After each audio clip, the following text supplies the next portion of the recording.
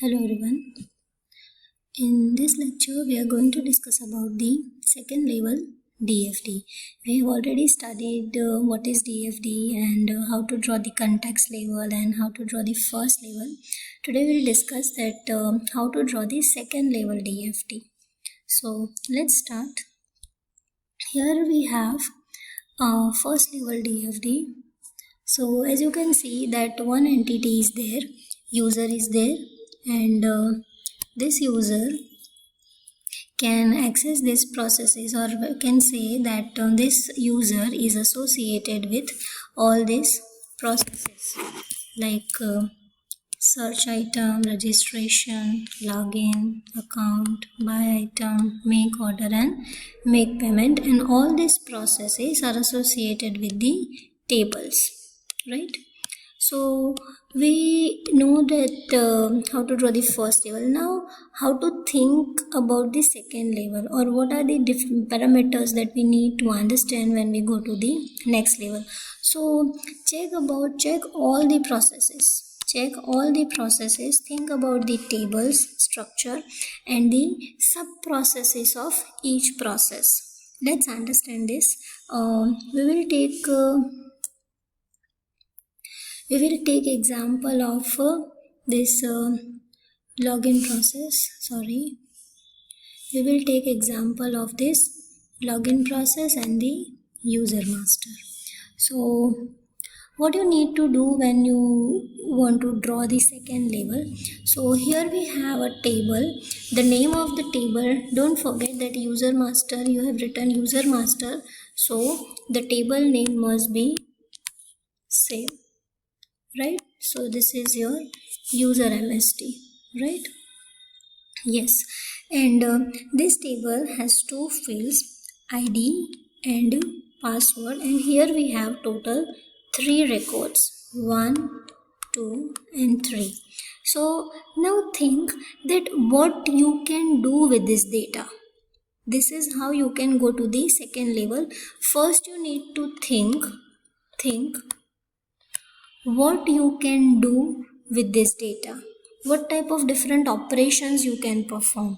So very first operation is when the user will register, it is going to be entered, right, by the user. So it's a first entry which will done by the user only.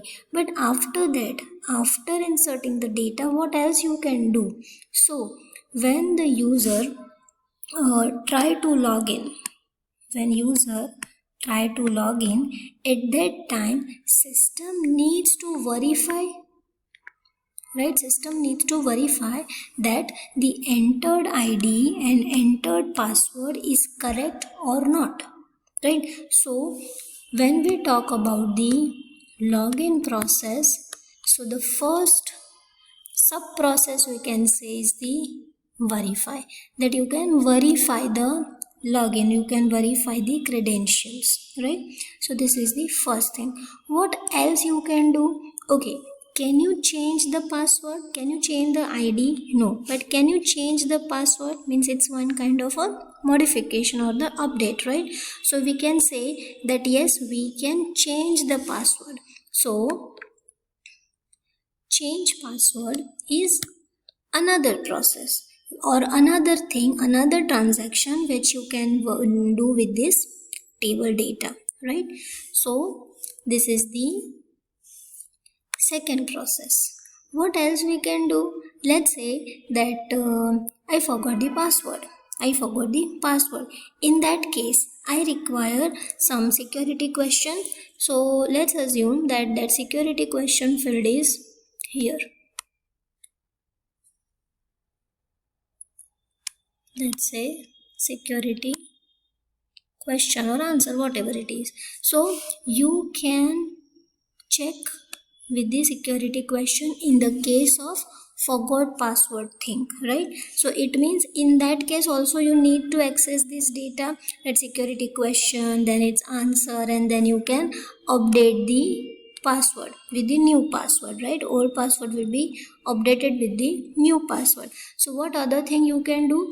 Also the forgot password is the sub process of login, right? So here we got three processes: login, change password, and forgot password. Anything else can we do, guys? I don't think so anything else we can do. So here we got three sub processes. Login is your main process and you got three processes: 1, 2 and 3.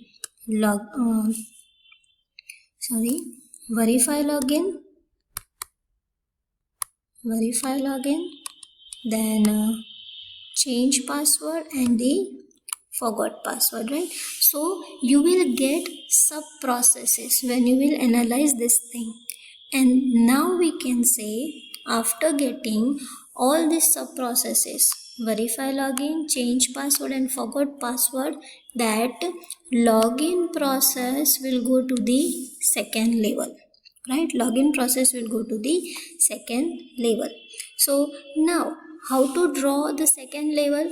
It's similar, it's simple, similar to the first level. Simply you can draw all the processes, like where we have this is our process number. Login is the process number 3, right? It's a process number 3. So here you can write 3.1, that is verify login.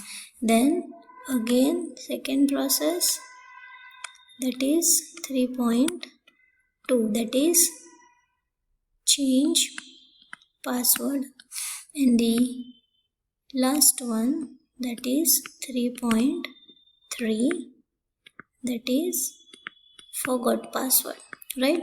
And do not forget to mention the entity. So entity is user entity, right? User. And what is the name of the table? Name of the table is user MST, right? Yes, it's a user MST. So user MST is the name of the table. And similar way, if you notice, this is similar to the first level, right? And now you can draw all the data flows, like user will give the credentials to verify the login, then this data will be sent to the table. Table will check that ID password is correct or not, and process will give, or a system will give the acknowledgement to the user. Same with the change password, right? It will enter all the required details, like security question and whatever the requirement is there. Then it will go to the user master. User master will again send the detail and it will give the acknowledgement. And for the forgot password as well, if you have a email thing, like if you are using the email to check the password, then also you can here mention the email verification, right? So this is your second level DFD for 3.0 login process, right? So this is your second level DFD for 3.0 login process. So it's easy. So let's sum up all the things. What to do? First, check all the sub processes. Check all the sub processes of that particular process on the first level. Then how to think about the sub processes? For that you need to focus on the table and then think that what you can do with this data, what type of transactions you are going to make. So all this will become your sub processes, and based on your sub processes you can design your second level DFD, right? So it's about the second level DFD. Next we will discuss in the next session.